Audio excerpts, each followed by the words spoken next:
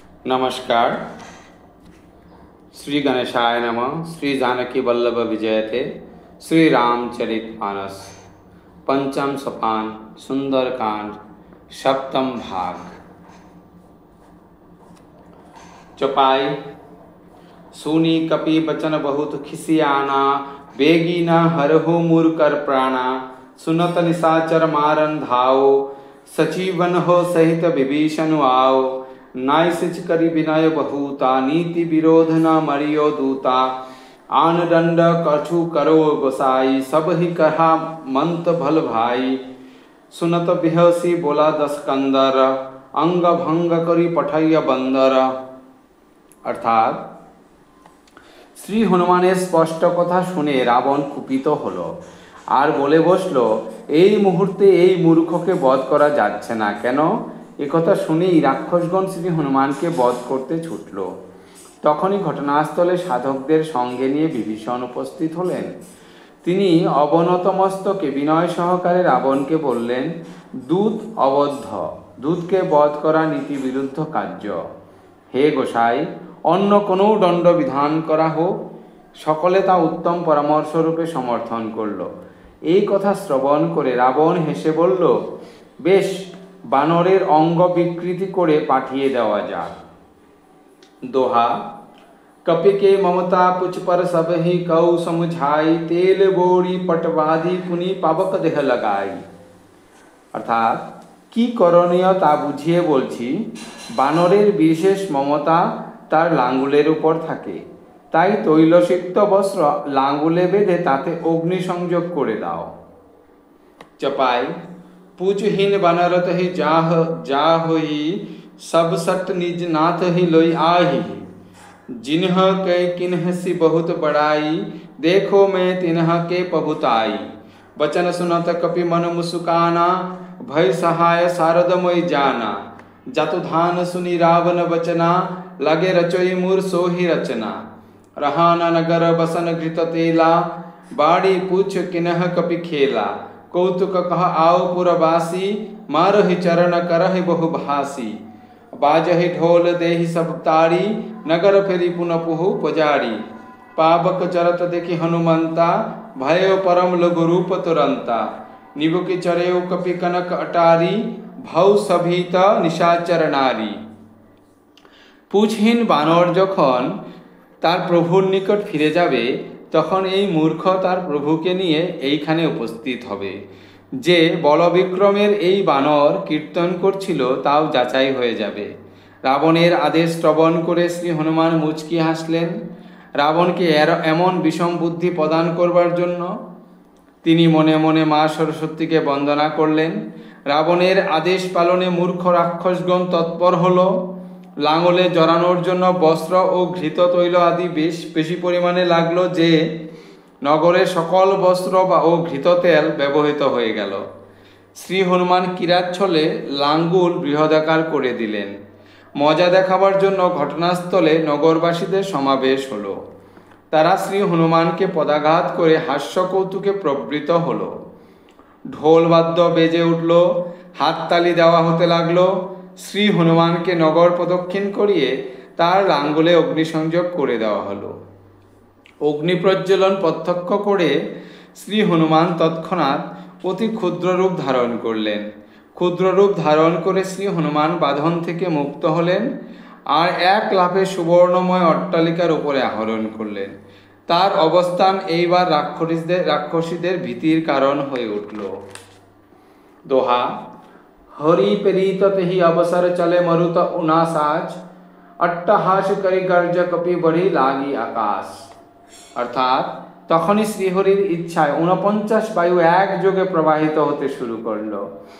এইবার শ্রী হনুমান গর্জন করে আকাশ সম বিশালাকার হয়ে গেলেন। চপাই।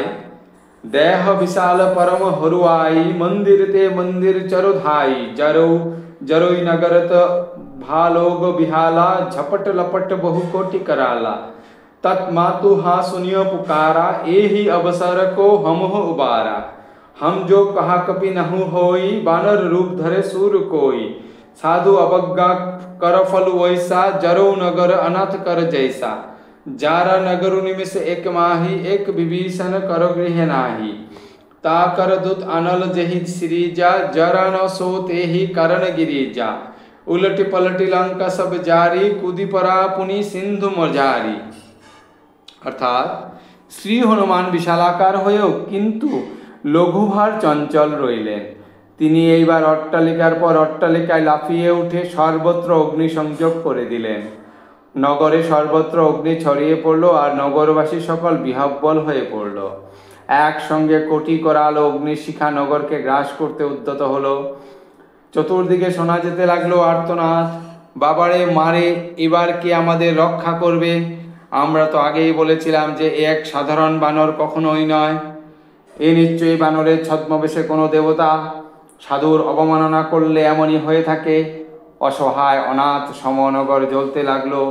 অতি অল্প সময়ে শ্রী হনুমান সর্বত্র অগ্নিসংযোগ করে দিয়েছিলেন, কিন্তু বাদ দিয়েছিলেন কেবল বিভীষণের প্রাসাদকে। মহাদেব বললেন, হে পার্বতী, যিনি অগ্নি সৃষ্টি করেছেন শ্রী হনুমান তারই দূত, তাই অগ্নি তাকে কোনো ক্ষতি করল না। শ্রী হনুমান নগরে এক প্রান্ত থেকে অন্য প্রান্ত ছুটে বেরিয়ে সর্বত্র অগ্নিসংযোগ করতে থাকলেন। অতঃপর তিনি নিজে সমুদ্রে ঝাঁপ দিলেন আর এক দেহি থেকে তার দেহ থেকে অগ্নিস্পর্শ নিবারণ করলেন। দোহা, पूछ बुझाई खोई श्रम धरु लघु रूप बरोही बहोरी जनक सुता के आगे ठार भयौ कर जोरी।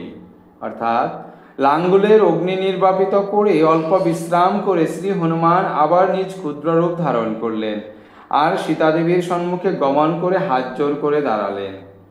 चौपाई, मातृमोहि दिजे की कछुक चिन्हा जैसे रघुनायक मोहि दिनहा चूड़ामणि उतारी तब दऊ हर्ष समेत पवन सुत हलऊ कहेहु तात असमर प्रणामा सब पुकार प्रभु पुरन कामा दीन दयाल विरुद्ध संभारी हरहु नाथ मम संकट भारी।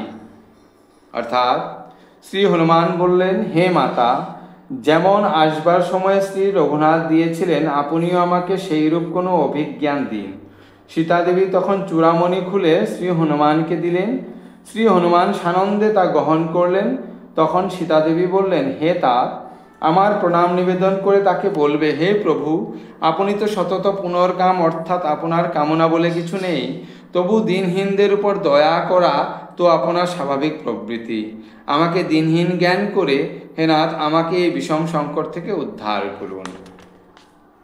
चौपाई, तात शक्रसूत कथा सुना एहु बान प्रताप पवहि समुझाएहु मास दिवस महुनाथ न आवा तौ पुनि मोहि जियत नहीं पावा कहु कपि कही विधि राखोई पाना तुम हु तात कहत अब जाना तो ही देखी शीतली भौ छाती पुनि मो कहु सोई दिनु सो राती। अर्थात, हे तात, श्री प्रभुके इंद्रपुत्र जयंतर कथा मने करिए दिओ, तार शरेर प्रतापेर कथाओ स्मरण करिए दिओ। ताके बोलो जे तिनी एक मासेर मध्य ना एले आमाके आर जीवित देखते पारबेन ना। हे हनुमान, बोलो आमी बेঁচে থাকি কি নিয়ে? হে तात, তুমিও তো চলে যাবে বলছো, তোমাকে দেখে একটু শান্তি পেয়েছিলাম, আবার সেই অসহ্য কষ্টকর দিবারাত্র যাপন শুরু হবে। दोहा, जनक सुत ही समुझाई करी बहु विधि धीरज दिनह चरण कमल सिरु नाई कपि गबनु राम पनी किनह। अर्थात श्री हनुमान सीता देवी के अनेक करे बोझालेन और धैर्य धारण करते बोललेन। अतःपर तिनी सीता देवीर पादपद्मे प्रणाम निवेदन करे श्री रामचंद्रेर काछे फिरे चललेन। चौपाई, चलत महाधुनि गर्जसि भारी गर्भ स्रवहि शुनि निशिचर नारी नाघी सिंधु एहि परहि आवा सबद किलिकिला कपिनह सुनावा हरस सब बिले की हनुमाना नतुन जन्म कपिनह तब जाना मुख प्रसन्न तन तेज विराजा कीन है श्री रामचंद्र कर काजा मील सकल अति भौ सुकारी तलफत मीन पाब जिमि बारी चले हरसि रघुनायक पासा पुछत कहत नबल इतिहासा तब मधुबन भीतर सब आओ अंगद समेत मधुफल खाओ रखवारे जब बरजन लागे मुष्टि पहार हनत सब भागे। अर्थात फिरे जावार समय श्री हनुमान विकट गर्जन करे उठलेन, जा राक्षसীদের गर्भपात करालो। সমুদ্র অতিক্রম করে শ্রী হনুমান বানরদের সাংকেতিক ভাষায় তার আগমন বার্তা সূচিত করলেন। শ্রী হনুমান ফিরে আসার সকলেই আনন্দে পরিপূর্ণ হয়ে উঠল। নবজন্ম লাভের আনন্দে অনুভূতি তাদের হচ্ছিল। সকলেই দেখল শ্রী হনুমান প্রসন্ন বদন ও তেজ সম্পন্ন। তারা তখন নিশ্চিন্ত হলো যে শ্রী রামচন্দ্রের কার্য উত্তর রূপে সম্পন্ন হয়েছে বলেই মহাকপি এমন প্রফুল্ল হয়ে রয়েছেন। এইবার সকলে তার কাছে ছুটে গেল। তাদের অবস্থা তখন জলস্পর্শ বঞ্চিত মৎস্যের জলস্পর্শ লাভ করার মতো। তারা অতি প্রসন্ন ও সুখী হয়ে গেল। শ্রী হনুমানের সঙ্গে ঘটনা বৃত্তান্ত আলোচনা করতে করতে সকলে শ্রী রামচন্দ্র সকাশে চলল। মধুবনে মধুর ফল অথবা মধু ও ফল গ্রহণ করবার অনুমতি লাভ করবার জন্য তারা অঙ্গদকে অনুরোধ করল। অনুমতি লাভ করে ভক্ষণ পর্ব সমাধা হলো। প্রহরীদের ভাগ্যে কেবল মুষ্ঠাঘাত জুটল। দোহা जय पुकारे ते सब बन उजार जुबराज सुनी सुग्रीव हर्ष कपि करो आओ प्रभु काज। অর্থাৎ প্রহরীগণ আর্তনাদ করে উঠল যে যুবরাজ অঙ্গদের অনুমতিতে বানরগণ বনসম্পদ তছনছ করে দিচ্ছে। সুগ্রীব তা শুনলেন। তিনি বুঝতে পারলেন যে কার্য সম্পাদন সুচারুরূপে হয়েছে, তাই বানরগণ আনন্দে মত্ত হয়েছে। তিনিও আনন্দে পরিপূর্ণ হয়ে গেলেন। चौपाई जौनो हति सीता सुधि पाऊ मधुबन के फल सकहि की खाऊ। एहि विधि मन विचार कर राजा आई गौ कपि सहित समाजा। आई सब नहीं नावा पद सीसा मिल्यो सब नहीं अति प्रेम कपीसा। पूछी कुशल कुशल पद देखी राम कृपाता काजु विशेषी। नाथ काजु किन्हई हनुमाना राख सकल कपिनह के प्राणा। सुनी सुग्रीव बहुरी तेहि मिलेऊ कपिनह सहित रघुपति पले चले पही चलेऊ। राम कपिनह जब आवत देखा कियो काजु मन हरस विशेषा। फटिक शिला बैठे दो भाई परे कपिल परे सकल कपि चरण जाई। অর্থাৎ সুগ্রীব ভাবছিলেন সীতা দেবীর সংবাদ না এনে মধুবনের ফল খাওয়ার সাহস বানরদের হতো না। এমন সময় বানরেরা সদল বলে সেইখানে এসে উপস্থিত হলো। সকলে এসে সুগ্রীবকে প্রণাম নিবেদন করল। কপিরাজ সুগ্রীব সে সকলের সঙ্গে মিলিত হয়ে প্রীত হলেন। তিনি তখন কুশল প্রশ্ন করলেন। তখন বানরগণ উত্তর দিল, আপনার চরণ দর্শন লাভ করে সকলেই কুশল। শ্রী রামচন্দ্রের কৃপায় বিশেষ কার্য হয়েছে, কার্যে সাফল্য লাভ হয়েছে। হে নাথ, সর্বকার্য সম্পাদন করবার কৃতিত্ব হনুমানেরই প্রাপ্য। সেই বানরদেরও প্রাণ রক্ষা করল। এই কথা শুনেই সুগ্রীব উঠে আবার শ্রী হনুমানকে আলিঙ্গন দান করলেন। এতঃপর তারা সদল বলে শ্রী রঘুপতির সন্নিধানে গমন করলেন।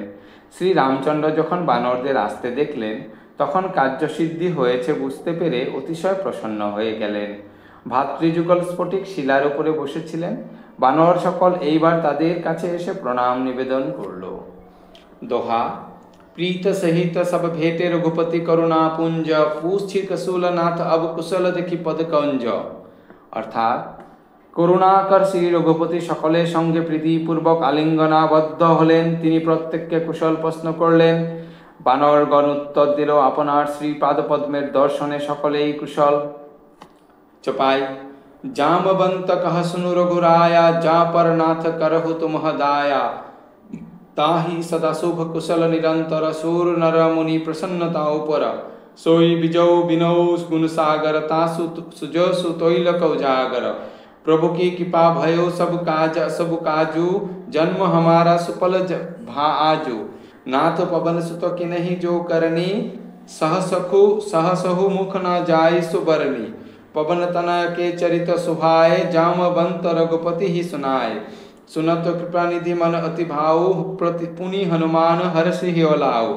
कहो तात के ही भति जनकी रहती कहती रहती करती रक्ष प्राण की। অর্থাৎ জাম্ববান বললেন, শ্রী রঘুনাথ, হে রঘুনাথ শুনুন। হে নাথ, যাদের উপর আপনি কৃপা বর্ষণ করেন তারা তো কুশলেই থাকে আর তাদের কল্যাণী হয়ে থাকে। তখন তাদের উপর তো দেবতা নর ও মুনি সকলেই প্রসন্ন থাকেন। আপনার কৃপা থাকলে তো বিজয় বিনয় গুণাদি লাভ করে যশস্বী হওয়া তো অসম্ভাবী। ত্রিলোকে তখন যার যশ কীর্তন শোনা যায়, শ্রী প্রভুর কৃপায় সর্বকার্য সম্পাদন হয়েছে। আমাদের আজ জন্ম সার্থক হলো।